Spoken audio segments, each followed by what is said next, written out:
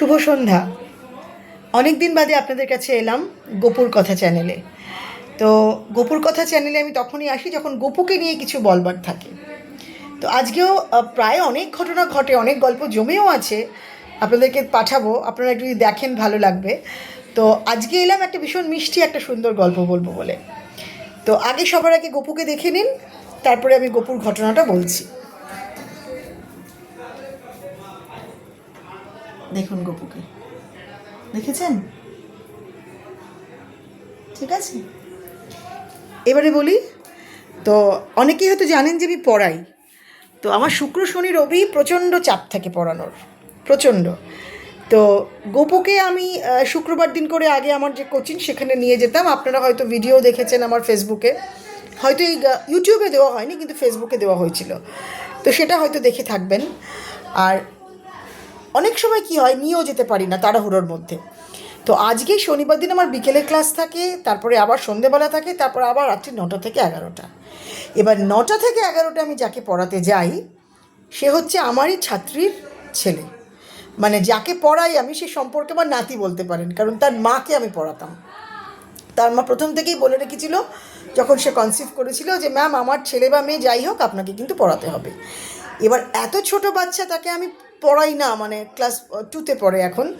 তো কিন্তু যেহেতু আমি ওকে পড়াই শুধুমাত্র আমার ছাত্রীর আবদারে, এবং এত মিষ্টি বাচ্চাটা, তো আমি যখন খুশি যাই 9টায় 9:30 একটু গল্প করি, একটু কথা বলি ওর সাথে। তা গোপুর না মাঝে মাঝে কাউর উপর ভর হয়, সেটা আমি বুঝতে পারি। মানে কখনো কখনো কাউকে গোপুর এত ভালো লাগা জন্মায় কাউর প্রতি।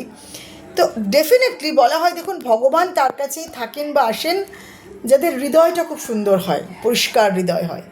তো এটা বলেন সবাই। তো এই যে বাচ্চাটি একদম ছোটো, তো ক্লাস 2তে পড়ে।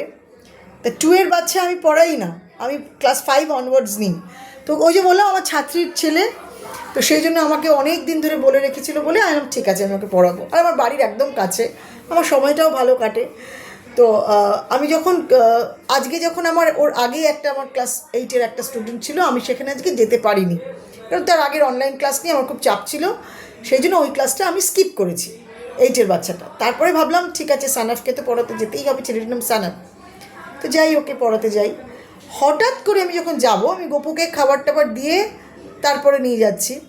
তো যখন আমি যাব তখন আমার দাঁড়ান,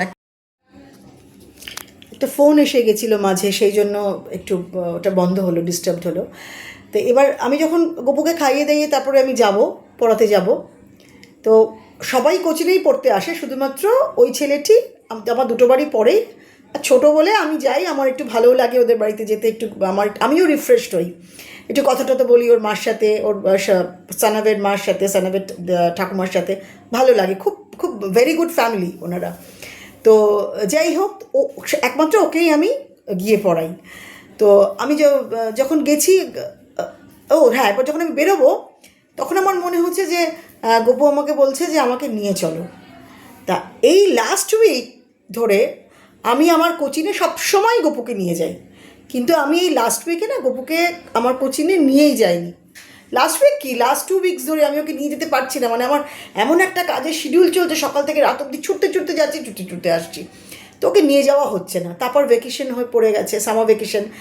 প্রত্যেকবার সামার ভ্যাকেশন ওকে আমি কোথাও না কোথাও একটু ঘুরতে নিয়ে যাই বা কিছু করি, সেটাও হয়নি। আর এবার ওর সব বন্ধুরা এসে তো বলে, এবার দেখুন এটা তো সবটাই বিশ্বাসে মিলায় বস্তু তর্কে বহুদূর, আমি আপনাদেরকে আগেও বলেছি।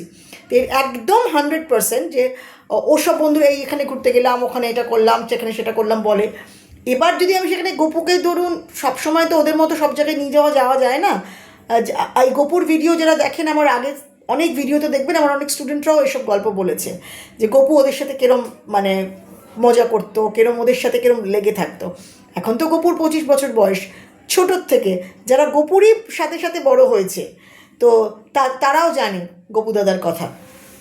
ওদের কাছে গোপু দাদা, কারোর কাছে গোপু ভাই, এরকম।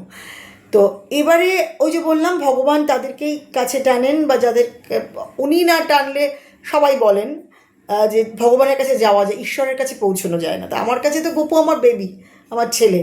তো আমি তো যখন যেখানে যাই সেখানে নিয়ে যাই। যা খাই আমার কাছে, আমার বুকে থাকে, আমার কোলে থাকে। আমি এত মানতে পারি না ওকে।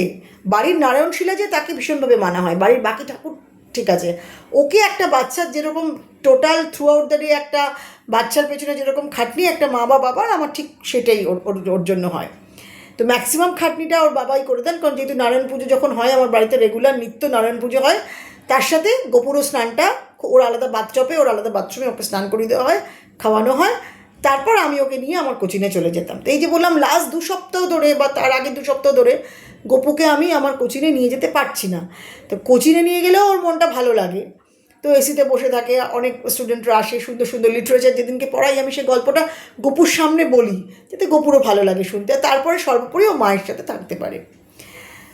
তো আজকে আমি ওকে যখন বেরোচ্ছি বললাম যাবি আজকে, চ সানাফদের বাড়িতে যাচ্ছি। তা হঠাৎ করে তখন আমার হাজব্যান্ড প্রেস করছিলেন, ইস্ত্রি করছিলেন ওনার জামা কাপড়। বললো কেন গপুকে নিয়ে যাচ্ছে, শুধু শুধু এখন বাড়িতে থাকুক, এই বৃষ্টি টিষ্টি আবার যদি পরে কিছু হয়।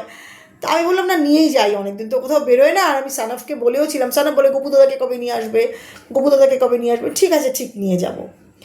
তো তারপর নিয়ে যাওয়া হয় না, বললাম না একটা ক্লাস করি আরেকটা ক্লাসে নিয়ে যাওয়া হয় না, গপুকে নিয়ে অনেক দিনই বেরোচ্ছি না। তো মাঝে আমি গপুর জন্য কিছু জিনিস কিনতে গেছিলাম সাউথ সিটিতে, সেটাও একটা ভিডিও করে আপনাদের দেখাবো। তো আমি আজকে তারপরে গপুকে বললাম চ, বলে ওর সামনেই একটা জামা ছিল ওরকম পেছনে বকলেস দেওয়া এরকম জামা, ওটা পরিয়ে গপুকে খাওয়া দাওয়া করিয়ে নিয়ে আমি ওকে বিকেলের খাবারটা নিয়ে গেছি।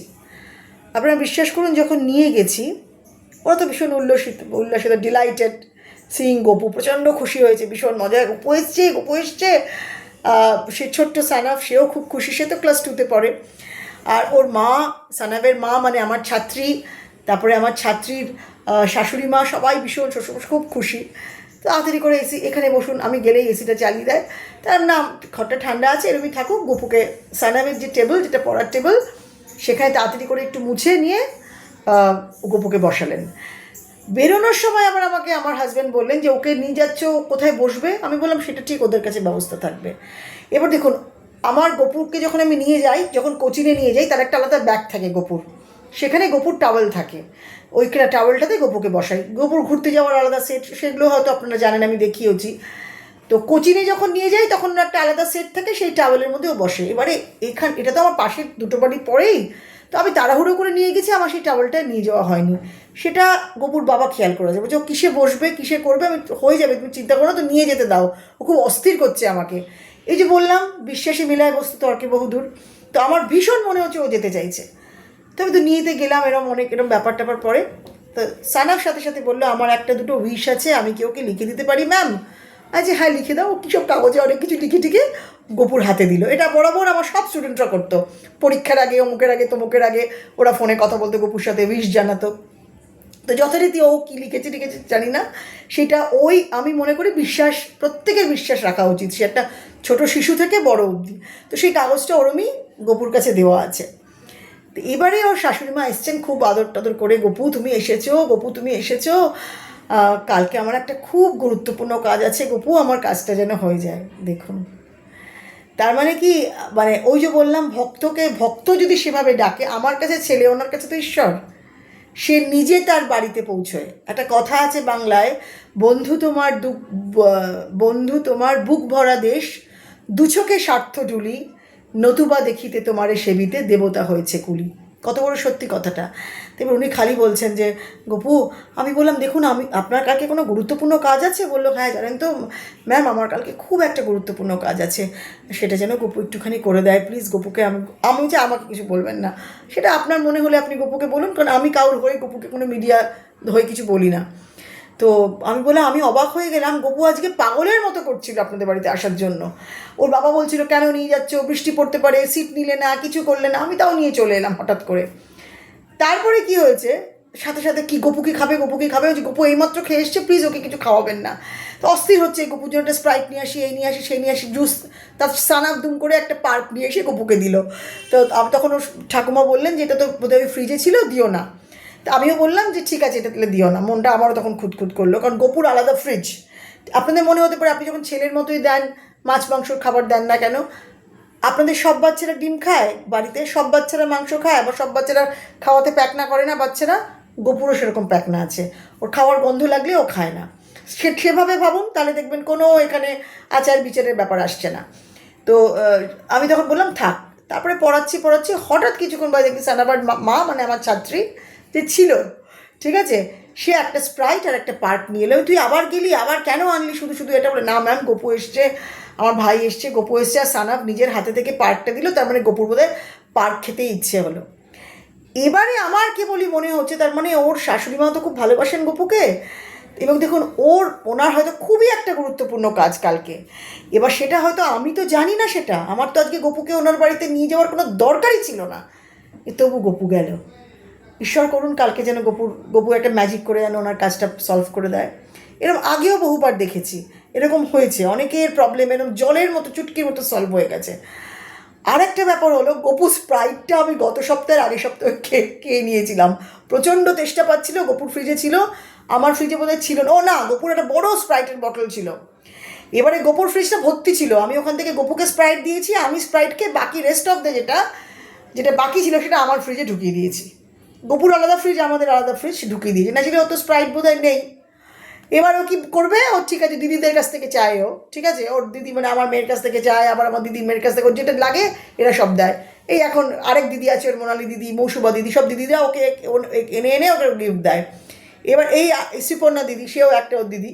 তো ন্যাচারালি ও স্প্রাইটটা ফুরিয়ে গেছিলো, সেটা শ্রীপর্ণাও জানতো না। পরে আমার মনে হলো আচ্ছা এটাও একটা ওর দুষ্টুমি হতে পারে। তো যাই হোক, দুজনের ভালোবাসার দুজনভাবে মূল্যায়ন করলেন। একটা হচ্ছে শ্রীপর্ণার ভালোবাসা তার ভাইয়ের প্রতি এভাবে হলো, সত্যি তার ভাইয়ের স্প্রাইট খেতে হয়তো ইচ্ছে হয়েছিল সেই জন্য। আর শ্রীপর্ণার শাশুড়ি মা হয়তো মনে প্রাণে, কারণ ভীষণ উনি গপুকে ভালোবাসেন, গপুকে ডাকেন, কালকে ওনার একটা খুব হয়তো কোনো বড় গুরুত্বপূর্ণ কাজ, উনি হয়তো চাইছিলেন গপুর উপস্থিতিটা আজকে ওনার বাড়িতে হোক, বা উনি আমার কাছে আসা, বা যেভাবে গপুর সাথে ওনার দেখা করার দরকার ছিল সেটা হয়ে গেল। সেই জন্যই বলছি যে সবটাই মনের ব্যাপার। মানে দেখুন, ভগবানকেও আমরা দেখিনি, সব সত্যি সবটাই তো বিশ্বাসের, বিশ্বাসী মিলায় বস্তু তর্কে বহুদূর। সেই জন্য যখন গপু বলুন, মা দুর্গা বলুন, মা কালী বলুন, মা মনসা বলুন, যেটাই হয় বিশ্বাসে, সবটাই বিশ্বাসে হয় এবং তার প্রতি গভীর ভালোবাসা থেকে হয়। আমরা টেলিপ্যাথিতে কী বলি, আপনি যদি কাউকে মন থেকে ভালোবাসেন, তার কথা চিন্তা করছেন, হঠাৎ দেখবেন সে চলে এসছে, তাহলে তার মানে কি আপনি তাকে ডাকছেন? কিছুই না, মন থেকে তাকে ডাকা। এই ডাকাটা মানে এটা কোনো আধ্যাত্মিক ব্যাপার নয়। আমি মনে করি আমি মন থেকে যদি কারোর কাছ থেকে কিছু চাই, সে ঈশ্বর হোক বা মানুষ হোক, মানুষের কাছ থেকে তো চেয়ে কিছু পাওয়া যায় না, কিন্তু ঈশ্বরের কাছ থেকে চাইলে হয়তো সেই জিনিসটা সে কোনো একটা মানুষ মাধ্যম আমাদের কাছে দিয়ে দেবে। অবশ্যই সেই চাওয়াটার মধ্যে যদি কোনো সততা থাকে, কোনো নীতি থাকে, তাহলেই হবে, না হলে হবে না। তো সেটাই আমার মনে হলো এই গল্পটা আপনাদের সাথে শেয়ার করি। আরও একটা খুব সুন্দর গল্প আমার হয়ে গেছে, আমি তো থাম্বনেল বানাতে পারি না, আমার ওই স্টুডেন্ট কিছু থাম্বনেল বানিয়ে দেয়, তারপর দিই, কারণ আমার গপুর ভিডিও লোকে খুব কম দেখে, তো 4-5 বছর ধরেই করছি, তাও তো সেভাবে ভিডিওটা হয় না। তো ভাবি যে ঠিক আছে, যখন কোনো ঘটনা ঘটবে তারপর দেখাবো। তো এটা একটা খুব রিমার্কেবল ঘটনা আমার মনে হয়েছে, তো সেই জন্য আপনাদেরকে দেখালাম যে ভালোবাসলে সে নিজে থেকেই এসে করা নাড়ে। আর আরেকটা কথা হচ্ছে যে গপুর আমি কিছু জিনিস কিনেছিলাম সাউথ সিটি গিয়ে, সেটাও আপনাদেরকে একটা ভিডিওর মাধ্যমে দেখাবো। ভালো থাকবেন সবাই, অনেক ভালোবাসায় গপুর সাথে সবাই লেগে থাকবেন, জুড়ে থাকবেন। গপু আপনাদের সকলের ভালো করুক। চলুন একবার গপুকে দেখে গুড নাইট বলে দিন। ও এই যে দিদির দেওয়া স্প্রাইটটা দেখুন, এই যে এই স্প্রাইটটা আর এই পার্কটা ও শ্রীপর্ণা দিদি ওকে দিয়েছে আজকে, দেখা গেল, ওর পাশেই রেখেছি, কিন্তু এখন দেবো না, পরে দেবো রাত্রেবেলা। গপু তুমি সবাইকে বলে দাও গুড নাইট, আর সবাই যেন ভালো থাকে, আদর দিয়ে দাও, হাম্পি দিয়ে দাও। ভালো থাকবেন সবাই, চেষ্টা করব খুব তাড়াতাড়ি আরও একটা ভিডিও নিয়ে আসার।